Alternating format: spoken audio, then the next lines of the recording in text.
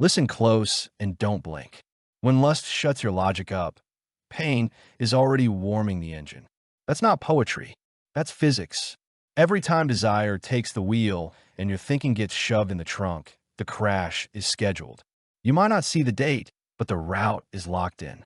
This is not about hating desire. Desire is fuel, but fuel without steering burns the whole machine down. Men don't lose because they want. Men lose because they forget to think while they want. Lust is loud. Logic is quiet. And whatever voice you train yourself to obey is the one that will run your life. If lust runs it, then chaos writes your future. If logic stays awake, then pain becomes optional. Let's get straight into the dark truth most men avoid. Lust narrows your vision. It puts blinders on you. You stop seeing patterns, red flags, inconsistencies. You stop calculating cost. You stop asking, what happens after? And life punishes men who don't ask that question. Always has. When lust is active, your standards drop. You tolerate behavior you'd never accept if your head was clear. Disrespect gets excused. Manipulation gets rebranded as chemistry. Confusion gets called mystery. That's not romance. That's sedation. Here's where pain starts loading. Because the moment your logic goes quiet, leverage shifts. The person who stays calm while you get reactive controls the frame. That's universal. Not about gender. About psychology. The one who wants less has more power. Less makes you want more, faster, louder. That makes you predictable. Predictable men are easy to move, easy to stall, easy to extract from. Attention, money, time, emotional labor, whatever currency you carry, it leaks out when lust is driving. Not because someone is evil, because dynamics reward imbalance. Point, one of the oldest traps is urgency. Lust creates false deadlines. You feel like if you don't act now, you'll lose something. That pressure shuts logic down. You rush decisions. You overinvest early. You give access before trust. Pain starts buffering right there. Another trap is validation bait. Compliments, sexual energy, curiosity signals. Lust makes those hit harder than they should. You start chasing the feeling instead of reading the situation. Chasing feelings always costs more than it pays. Then there's selective blindness. When lust is loud, you ignore what doesn't fit the fantasy. Mixed signals? You reinterpret them. Disrespect? You downplay it. Boundaries crossed? You blame yourself. That's not love. That's self-betrayal. And self-betrayal always collects interest. Here's a hard line. Any dynamic where you feel confused but excited at the same time is dangerous. Confusion is the smoke alarm. Lust tells you to turn the music up instead of checking the fire. Another move that feeds pain is overexposure. You reveal too much too fast. Your goals, fears, past wounds. Lust pushes intimacy before structure. That flips polarity. The one who exposes first becomes the one managing anxiety later.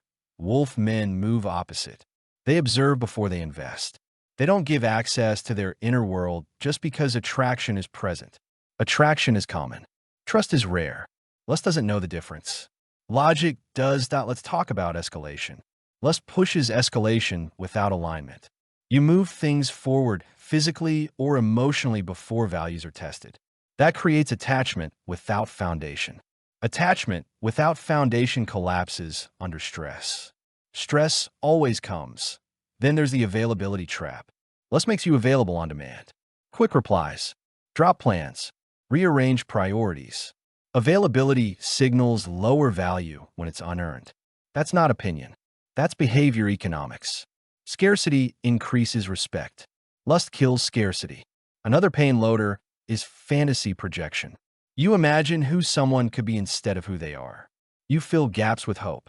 Hope is not a strategy. Hope without evidence is a liability. Let's get something clear. Discipline around lust is not repression. It's command. Men who command themselves don't get commanded by situations. Men who can sit with desire without acting become dangerous in the calm way. Calm scares games away. Here's the tactical shift. When lust spikes, you slow down. You don't speed up. You delay decisions. You create space. Space lets logic speak again.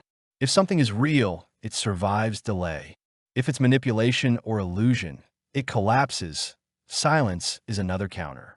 Lust wants expression. It wants to spill. You don't have to dump energy every time you feel it. Holding silence after a bait reveals intent fast. People who need control can't stand silence. Boundaries are the blade. Lust hates boundaries. Boundaries interrupt fantasy. You set them early, calmly, without explanation. Explanation is negotiation. Boundaries aren't negotiated. Another rule: never trade respect for access. Ever.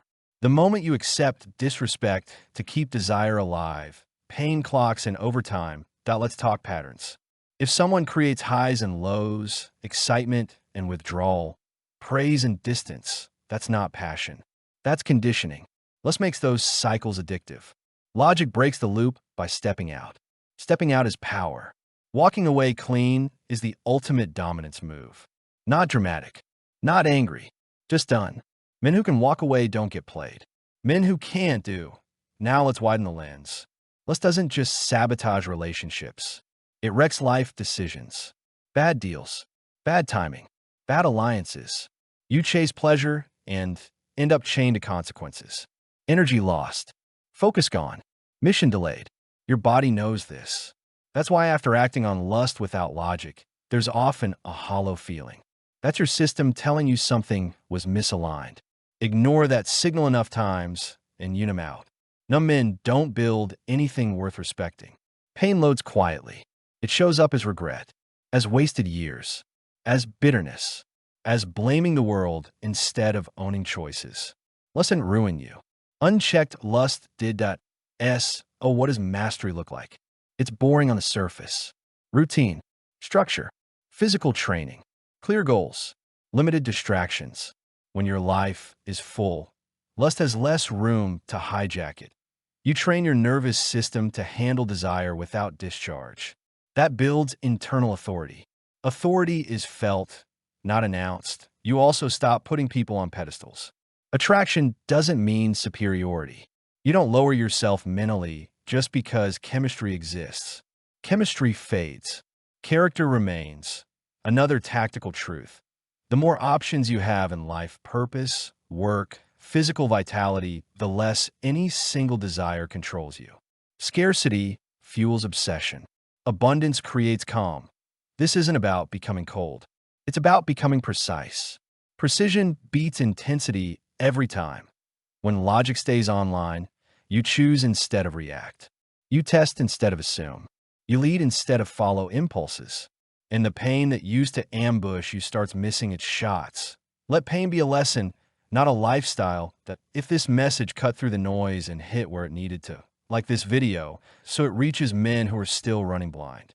Share it with someone whose logic keeps getting muted by desire. And subscribe to Primal Honor if you're done letting lust write checks your life has to cash. Discipline up, eyes open, pain avoided.